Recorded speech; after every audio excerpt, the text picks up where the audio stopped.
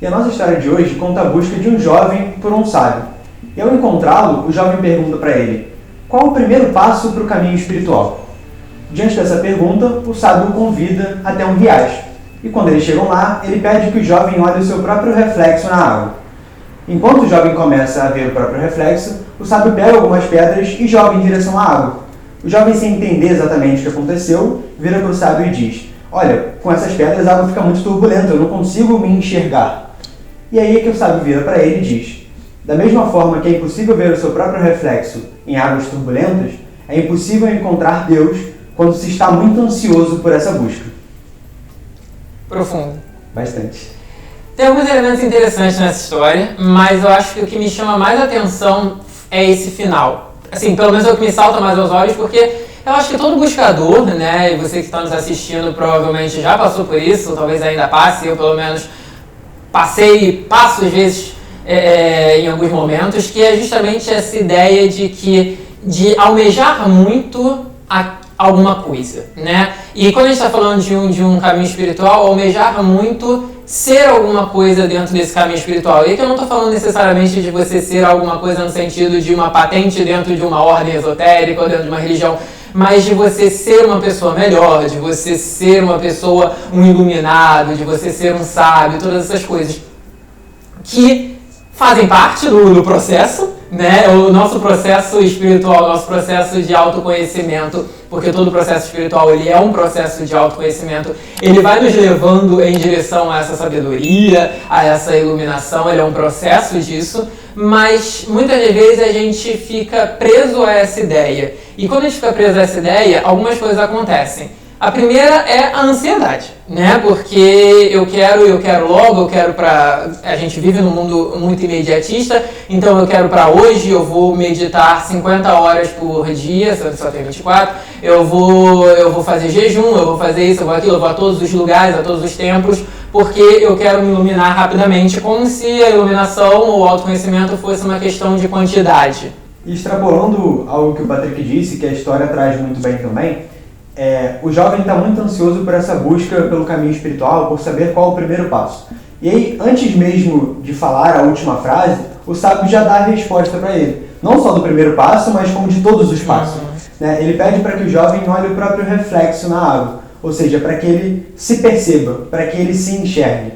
E como o Patrick muito bem disse, o caminho espiritual é um caminho de autoconhecimento, é um caminho de perceber quem nós somos. E isso tem algumas etapas.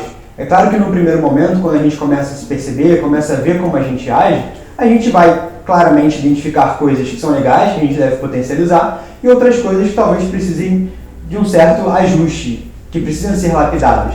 Mas à medida que a gente vai trabalhando dentro disso, que a gente vai entrando em contato com quem nós somos, a gente chega em uma ideia que é essencial para encontrar o caminho espiritual e para entender o que ele significa, que é enxergar a parcela divina que existe em nós.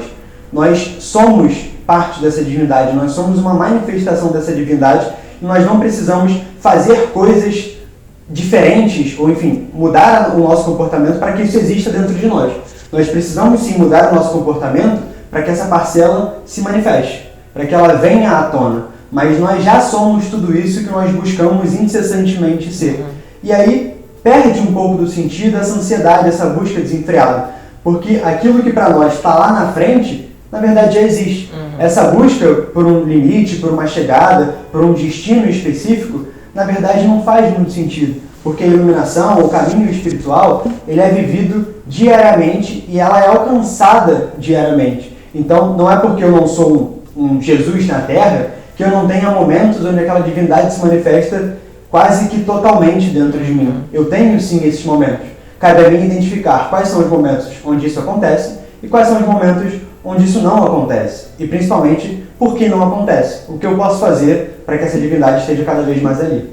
É entender que não existe um caminho para a divindade, né? A divindade, ela é o caminho. Então você está vivenciando isso ao caminhar.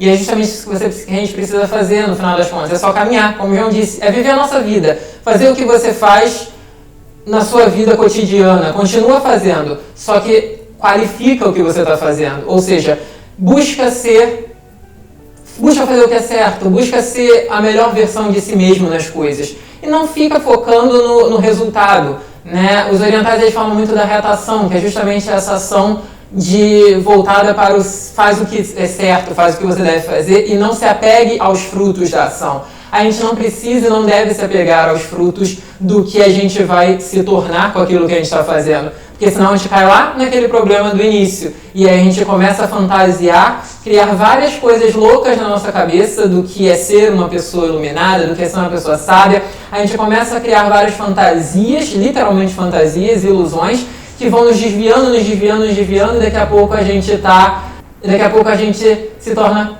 muito mais perdido do que a gente estava. A gente acaba se afastando muito mais da nossa verdadeira essência no que devia ser simples. Cumpre com o que te cabe, segue a sua vida, qualifica ela, que as coisas, o resultado vem.